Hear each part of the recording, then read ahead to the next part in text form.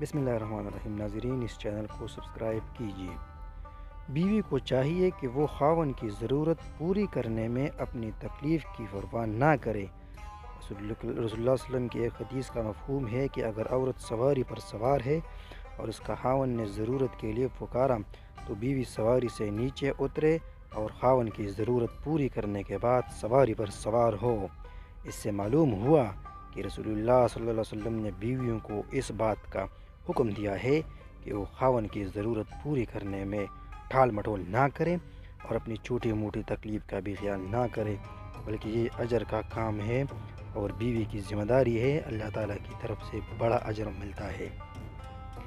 ایک حدیث میں آیا ہے کہ جب کوئی بیوی اپنے خاوند کی ضرورت کو پورا کرتی ہے اور غسل کرتی ہے تو غسل کے پانی کے ہر قطرے کے بدلے اللہ تعالیٰ اس کے گناہوں کو معاف فرما دیتے ہیں۔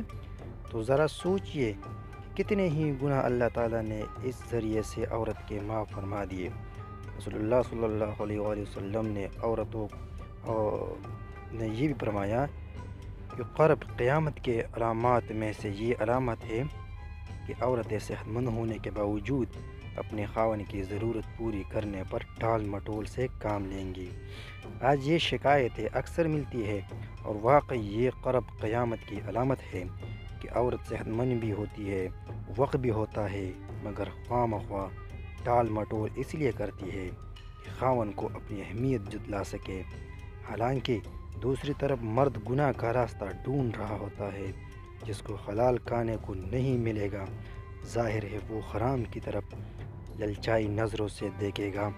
اسی لیے نیک بیویاں اپنے خاوند کی ضرورت پوری کرنے میں چھوٹی موٹی تکلیف کی پرواہ نہیں کرتے، تو البتہ مرد کو بھی چاہیے کہ وہ اپنی بیوی کا خیال رکھیے۔ والسلام۔